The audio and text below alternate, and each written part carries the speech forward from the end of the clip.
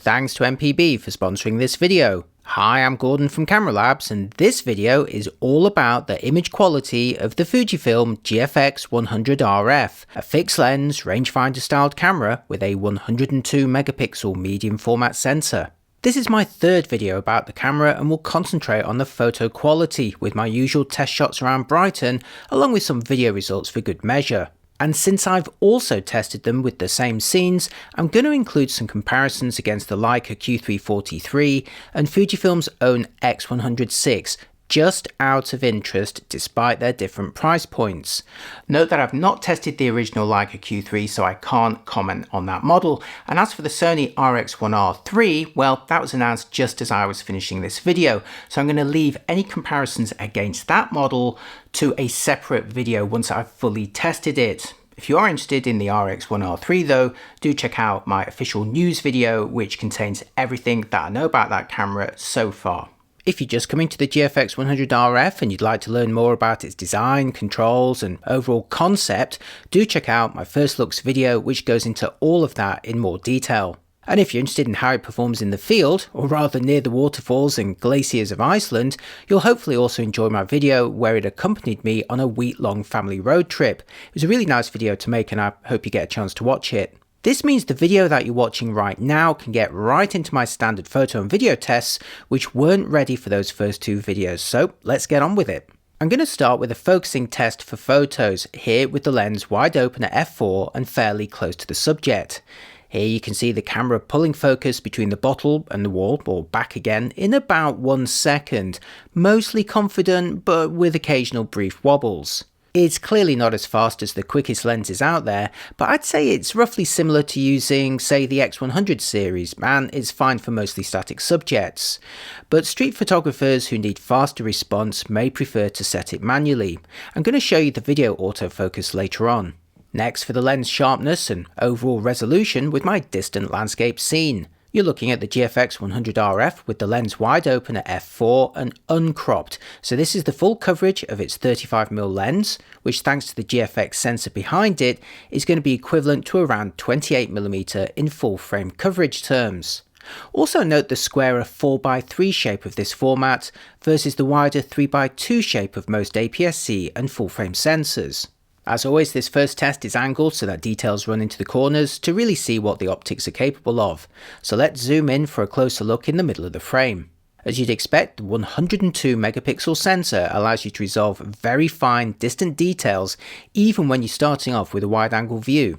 Stop the lens down to f5.6 and there's arguably a small boost in contrast and ultimate crispness, but I'd say that's more for the pixel peepers. I'd certainly be happy shooting it wide open for subjects in the middle. Close the aperture one stop further to f8 and I'd say there's a fractional loss of contrast versus f5.6 if you're really looking, and another fractional drop at f11. But at f16 diffraction is becoming more apparent, so I'd only use that aperture if you really needed the broadest depth of field. Meanwhile at f22 there's a big drop in quality, so I would only consider this if you wanted the most defined diffraction spikes, which we're going to look at later in this review. So back to the f4 sample before heading into the far corner, where pixel peepers may notice a fractional reduction in sharpness, but the details still look pretty good. There's also a very mild vignette, but again, nothing to be that concerned about. Closing the aperture one stop to f5.6 lifts the vignette and brings a mild improvement to the sharpness.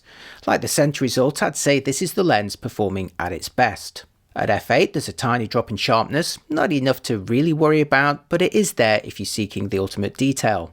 Then from f11 onwards there's a decline in overall crispness due to diffraction, with big drops at f16 and especially at f22. So the best result in terms of overall sharpness across the frame was at f5.6, closely followed by f4 and f8, so a stop on either side. Okay, now let's level the horizon and check out the various crop modes on the GFX100RF and their impact on quality. Again, I'm going to start with an uncropped image, so you're seeing the full 28mm equivalent coverage of the sensor in its native 4x3 shape. So here you're getting the full 102 megapixels. Flick the spring-loaded lever on the front of the body and you'll adjust a digital teleconverter. The first setting crops the image to deliver 35mm equivalent coverage with 66 megapixels remaining. The next setting crops further to 50mm equivalent with 31 megapixels remaining. and the final setting crops to 63mm equivalent with 20 megapixels remaining. Now annoyingly, the digital teleconverter wasn't available for video at the time I made this review in mid-2025, and that's a shame since there's enough sensor resolution to actually maintain 4K video quality even at the tightest crop, but hopefully Fujifilm might add it in the future. I know I keep asking them for it. Cycling between the native view and the 3 digital teleconverter options certainly shows how you can simulate a longer focal length, but do remember these are just crops and you're not going to be getting any more detail as you would with an actual longer focal length lens. To illustrate this, here's the same enlargement made from the 4 effective focal lengths from left to right: 28mm at 102 megapixels, 35mm at 66 megapixels, 50mm at 31 megapixels, and 63mm at 20 megapixels. They are all delivering the same degree of detail. Anecdotally, when cropped to match the 35mm equivalent view of the X100 VI, the GFX100RF was still out-resolving it, but at that point you're only looking at 66 versus 40 megapixels, so it's not a huge difference. Meanwhile, if you crop the view further to roughly match the 43mm coverage of the Leica Q3 43, the GFX100RF will be operating at a lower resolution, roughly half the total pixel count of the Leica, so unsurprisingly the Q3 43 is going to out-resolve it. Obviously, if you were going to be comparing the 28mm coverage of the original Leica Q3, then the GFX100RF will beat it on resolution. Clearly, for the best quality from a fixed lens compact, it's critical to choose one with a focal length that requires the least cropping for your desired coverage. Now, that sounds obvious, but many of us do get carried away with the concept of this kind of camera. So if you love the potential detail of GFX, but with the flexibility of different focal lengths, then one of their interchangeable lens bodies is going to make a lot more sense, and there's some great deals on the used market from MPB. Now, I've bought and sold used camera gear for many years with MPB, long before they supported my channel, and I keep returning for their honesty and peace of mind. Unlike some marketplaces, MPB is upfront and honest about the condition of their gear, showing clear photos from all sides, listing everything that's included, and crucially offering a 12-month warranty, as well as a full refund within 14 days if you're not happy. At the time I made this video, MPB had the GFX100S Mark II in light new or excellent condition, or the older GFX100S in light new condition at a more affordable price. Remember, both of these models have the same 102 megapixel medium format sensor as the GFX100RF and also include IBIS to maximize your chance of a sharp image under dimmer conditions. You could also pick up a used lens to go with it, such as the 45mm f2.8 or the GF50mm f3.5, both of which will deliver shallower depth of field effects than the GFX100RF. Or if you need to raise some funds to buy something new, how about selling any gear you don't use anymore to MPB? You don't need to create a listing, take photos, or haggle with anyone. MPB will give you an instant quote, they can arrange collection, and will pay you within a few days. So whether you're buying used gear or selling anything that you don't need anymore, check out mpb.com using the link in the description. Right, back to the review. Okay, so back to the GFX100RF with its full 28mm equivalent coverage in the native 4x3 shape, before cycling through the different aspect ratios using the new dial control. First, crop to 3x2, leaving 90 megapixels, then 16x9, which gives you 76 megapixels, then 65x24, which records 50 megapixels, and 17x6, which leaves you with 48 megapixels. Note so far, all of these have just cropped vertically, but used the full width. But I've been presenting them here to maximize their size. Next come the options which use the full height, but crop widthways, starting with 3x4, and that leaves you with 57 megapixels, then square 1:1 at 76 megapixels, then 7x6, and that gives you 89 megapixels, and finally 5x4, which gives you 95 megapixels. Note that this control also only works for photos and not video, but is less of an issue than the teleconverter. Oh, and you can also apply the digital teleconverter to any of the different aspect ratios to effectively zoom with that preferred shape, albeit leaving you with even fewer megapixels. Again though, all of these modes are simply cropping the original image, so the amount of detail remains the same. So what's the point when you could just crop in post afterwards? Well, for starters, in these modes, you can compose with the cropped view filling the viewfinder or screen, and that makes it easy to frame when you're in the field. Fujifilm also offers alternative views which show the full image with a frame indicating the cropped view, either as a white box or a dimmed border. And these work a little bit like an optical rangefinder, which lets you see what's just outside the frame before it enters the active capture area. Unfortunately, in the crop modes, the GFX100RF is also cropping and enlarging the live feed that it uses for composition. So, as you enable the digital teleconverter, you'll see the view gradually reduce in detail, at least if you've chosen the option that fills the viewfinder or the screen with the picture, and it can end up looking a little bit coarse in the tightest view. And that's a shame because the GFX100RF's viewfinder is very good quality, but you're only going to be getting the best from it when you're shooting in the native 28mm equivalent field of view. So when it comes to detail, both in the final image and when composing, the GFX100RF will only work at its best when you're shooting uncropped images with the full 28mm equivalent coverage. If you find yourself regularly cropping, then a system with a longer focal length to start with is going to be more suitable for you. Moving on to depth of field, you'll also have to think carefully about whether the f4 maximum aperture will deliver the kind of blurring that you desire. Remember, the larger sensor means this aperture is going to deliver a similar depth of field to a 28mm f3.2 on full frame. Now that's not too far off an f2.8 zoom, but it is quite a bit dimmer than most primes, including the 28 1.7 on the original Leica Q3. To see what this means in practice, here's a portrait shot with the GFX100RF with the lens wide open at f4, so again roughly equivalent here to a 28 3.2 on full frame. So without any cropping, you're looking at more of an environmental style of portrait with only modest blurring in the background, although conversely this may be a benefit for photographers who prefer a broader depth of field.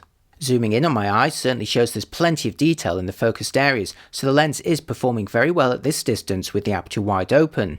Now for another comparison with the GFX100RF on the left and the X100 VI on the right, both showing their full uncropped coverage at their maximum apertures of f4 and f2 respectively. Although remember that f2 lens on the X100 VI is coupled with an APS-C sensor. I'll now crop the GFX100RF into its 35mm equivalent field of view and adjust the aspect ratio to 3:2 to match the shape and coverage of the X100 VI on the right. Now at this point it's reduced from 102 to 55 megapixels, so not that much more than the 40 megapixels of the X100 VI. But we're looking at bokeh and rendering here, where it's clear the X100 VI on the right is delivering slightly more blurring than the GFX100RF when delivering a similar type of portrait. Don't get me wrong, the X100 on the right isn't exactly obliterating the background with blur, but from a typical portrait distance there is a shallower depth of field at their maximum apertures. If you want substantially more blurring, you're going to need a brighter and or longer lens. So here's the GFX100RF versus the Leica Q3 43 on the right, and this time I've gone for the 50mm equivalent crop of the Fujifilm to roughly match the field of view of the Leica. But the f2 aperture of the Q3 43 is delivering a noticeably shallower depth of field here, with more attractive, softer rendering. And more detailed too, as the Q3 43 is uncropped here in its native 60 megapixels, versus the GFX100RF cropped down to both 50mm and the 3:2 shape, where it's left with just 28 megapixels. So again, it's very important to think about the results that you want and choose the model that's optimized for that. And if you do like the 28mm equivalent coverage but prefer greater subject isolation, then do remember that there's still the 28 1.7 lens on the original Leica Q3 to consider. For a more formal examination of rendering, it's time for my bokeh ball test, seen here with the GFX100RF wide open to f4 and near to its closest focusing distance of 20 centimeters. The combination of a wide focal length, modest aperture, and focusing distance means the blobs were never going to be huge, but they are at least fairly well behaved with minimal outlining or onion ring textures within. They do become a little elongated towards the corners, but that's fairly par for the course. Close the aperture to f5.6 and they become more uniformly round, while only giving a small hint of the 9-bladed diaphragm system. As the aperture closes further, the blobs of course continue to shrink, but again mostly avoid any obvious geometric shapes. How about another comparison, again with the GFX100RF on the left and the X100 VI on the right, again both at their maximum apertures of f4 and f2 respectively. Now they are taken on different days, so it's not a perfect match, but when the subject size is roughly similar on the frame, you'll see how the X100 on the right is delivering larger bokeh balls and greater background blur. Still not huge, but a notable difference nonetheless. But the X100 VI can focus twice as close as the GFX100RF, down to 10 centimeters, so let's swap the image on the right for one taken as close as I could focus for that camera, and the difference has become dramatic. If you're into macro or other small details, the X100 VI will get you closer, and even if you crop the GFX100RF image to match the same coverage, it still won't be delivering as shallow a depth of field. Plus its resolution will also have dropped at this point to around 40 megapixels, thereby losing any detail advantage that it started with. So how about against the Leica Q3 43, both from their closest focusing distances? Here the Q3 43 on the right with its longer and brighter lens is of course delivering a shallower depth of field, although as explained in my review of that camera, notice how the aperture actually closes a stop in its macro mode, hence the non-circular shape of its bokeh balls. Crop the GFX100RF to match the subject size and you're going to end up with roughly the same 60 megapixels as the Q3 43, but the bokeh balls on the Leica will still be bigger. Now as you'll see in my sample images in a minute, it is possible to enjoy a little blurring from the minimum focusing distance with the GFX100RF, but if you desire shallower depth of field effects, especially from longer distances, it's not going to be the camera for you. And revealingly, from the same subject distance, the X100 VI will give you greater blurring. Moving on to the other end of the aperture, here's a sequence of images showing the impact of diffraction on the sun as the diaphragm closes. You may be surprised to find faint but actually quite attractive spikes at f5.6, then becoming a little bit scrappy at f8 and f11, before then delivering longer and more defined spikes at f16 and f22. Fans of diffraction spikes on lights at night should definitely experiment with the f5.6 setting, as they're visible without compromising the overall sharpness of the system. Next, to illustrate noise levels, I photographed this still life scene with the GFX100RF across its standard, non-extended sensitivity range of 80 to 12,800 ISO. I'm not sure why I didn't also capture the extended values, so sorry about that. Anyway, so here's the camera at the base sensitivity of 80 ISO, so let's zoom in for a closer look. As you'd expect, there's a tremendous amount of detail and texture, especially in the green buds and leaves, and I want you to keep an eye on those as I increase the sensitivity. Let's now gradually increase that sensitivity, where at 200 to 400 ISO, pixel peepers may notice the very slightest reduction in ultimate detail. This becomes more obvious at 800 ISO, where some of the finest detail has become slightly smeared. Then at 1600 ISO onwards, noise is gradually allowed to enter the image, more obviously at 3200 ISO upwards. Based on these results, I'd tried to shoot the GFX100RF below 1600 ISO for general use, and below 400 for the best quality. Now it is of course easy to shoot at the lowest ISOs in daylight or on a tripod at night, but if you're hand holding under dim conditions with an f4 lens and no stabilization, you're going to find yourself quickly at sensitivities of around 3200 ISO, so do think carefully about how you're going to be shooting. Please see my X100 VI and Q3 43 reviews for noise results, and for a more detailed discussion about the impact of these settings on shooting with the GFX100RF, do check out my Iceland video. Next for a look at dynamic range, and I'm actually going to be using some of those examples from my trip to Iceland, as the skies were often overcast and easy to blow out. This is a prime example, a 20-second long exposure at 80 ISO where the sky is a solid block of white. But if I take the highlight slider here in Adobe Camera Raw all the way to the left hand side, you can see it's possible to actually retrieve some blue patches in the sky, as well as more defined branches around the top of the waterfall. Here's another blown out sky on the standard file, but dragging the highlight slider to the left has retrieved a lot more tonal detail. Reduce the exposure and you can accentuate this even further, albeit at the cost of the shadows. But fear not, as pushing the shadow slider towards the right will reveal the surfaces of those dark rocks on the left. And finally, here's a famous scene for long exposures and Game of Thrones fans, but unfortunately by sunset there was minimal colour in the sky along with reduced lighting on the waterfall. So first I'll reduce the highlight slider to retrieve a little colour in the sky, before accentuating that with a reduction in the exposure. This has of course now crushed the foreground detail into shadow, but sliding the shadows to the right will bring back tonal detail in this area. Now I have had to wrangle this more than I would have liked, but it's certainly better than where it started. And again, if you'd like to see more shots from around Iceland with the GFX100RF, do check out my video all about it. Okay, now for some video tests, although don't worry if you're not into it, I'm going to keep it brief. You're looking here at the GFX100RF in 1080 at 25p, where the view is uncropped. Next in 1080 at 50p, where again there's no reduction in the field of view. And finally in the top quality 4K mode, available up to 30p and seen here at 25p. Since these all deliver a wider field of view than the X100 and Q3 43, I don't think it's particularly fair to make a direct comparison, but I do have video tests in my reviews of both those cameras if you're interested. Next for a focus pulling test with the lens at f4 and close to its minimum focusing distance. Here you'll see similar results to other Fujifilm cameras I've tested, where the focus pull is fairly smooth and confident from near to far, but there is a slight hesitation going the other way. Now they never overshoot, but they often pause in this test. Here's a similar test, but without panning the camera in order to demonstrate focus breathing. Here you can see the field of view reduce as the lens focuses closer, giving the effect of zooming in, while it broadens again as it focuses on a more distant subject.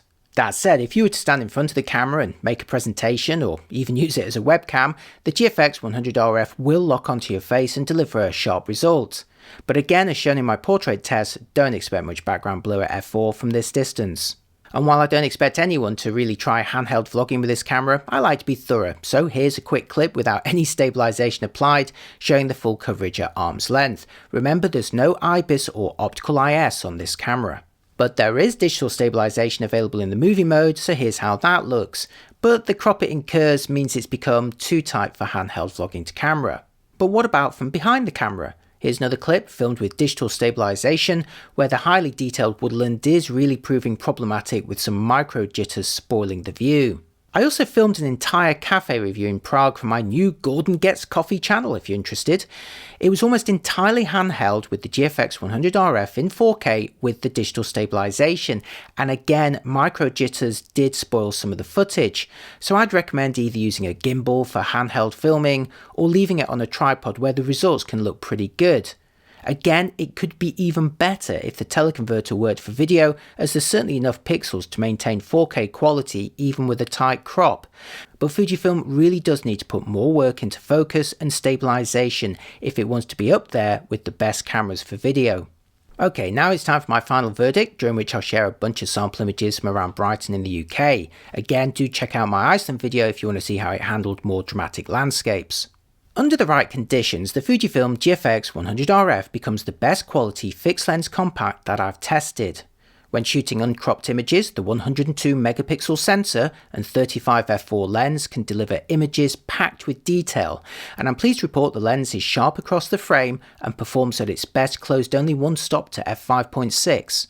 The taller sensor also means Fujifilm could squeeze in a decent battery and twin memory card slots, features that are absent from most rivals, while still maintaining a fairly compact body that's not that much bigger than an X100 in everyday use. It certainly fits in my small bag more easily than a Q3 43. But there's no getting away from the fact that GFX100RF only excels in quality when you're able to shoot at the lower ISOs and don't need to crop the image. Sure, there's more resolution to play with here than any other fixed lens compact, but once you're cropping to 35 or 50mm equivalents, you're left with 66 or 31 megapixels respectively, and you're also experiencing a coarser view during composition. If you find 28mm equivalent too wide and find yourself often cropping your images, then you may be better off with a different camera. The combination of an f4 aperture and lack of stabilization also means you're going to need high ISOs under dim conditions to handhold a sharp result. Now it's no problem if you're on a tripod, but anyone who handholds in dim conditions and still wants the best quality will be better served by a camera with stabilization and/or a brighter lens, even if we're talking about an X100 VI. The depth of field at an equivalent of around 28mm 3.2 also means minimal opportunity for blurred backgrounds. At portrait distances, there's barely any separation, and while getting closer will increase the blur, the minimum distance of 20cm is also going to be a limiting factor for macro shooters. Even when cropping down the image, I achieved more background blur with similar resolution from the X100 series. In fact, the longer you shoot with the GFX100RF, the more you realise it's less of an all-rounder than the X100 VI or a Leica Q3 and more of a specialist camera. Again, it's only really under quite specific circumstances where it will beat other systems. But if you do mostly shoot under these conditions, the GFX100RF won't disappoint. Again, the image quality can be stunning, and it's a delight to enjoy it from such a compact body that fits into roughly the same kind of spaces as an X100 series, but with the benefits of that potentially higher resolution, a better viewfinder, twin card slots, and a bigger battery. And while cropping the image will of course reduce the quality, I still actually enjoyed shooting panoramas with the GFX100RF, and as noted in my Iceland review, the resulting area is like having two APS-C sensors side by side with a total of 48 megapixels. And that's a camera that I know many people have been asking for. Maybe this was it all along. So while it's not as flexible and all-rounder as an X100 VI, the GFX100RF remains a highly enjoyable camera that I can recommend to certain people, but you do have to be very honest with yourself about how you'll shoot, as many of us will be better served by alternative models. And that's it for this review. I feel across 3 videos I've now covered this camera pretty thoroughly and would love to hear what you think in the comments. And as mentioned earlier, if you're into coffee or seeing how different cafes look around the world, I'd love for you to check out my new Gordon Gets Coffee channel, linked here and below. There I'll share my favourite places for a really decent coffee wherever my travels take me. Thanks as always for watching, and thanks also to MPB for sponsoring this video. If you've got any used gear to buy, sell or trade, check them out at mpb.com or using the links in the description. I'll see you next time. Bye bye.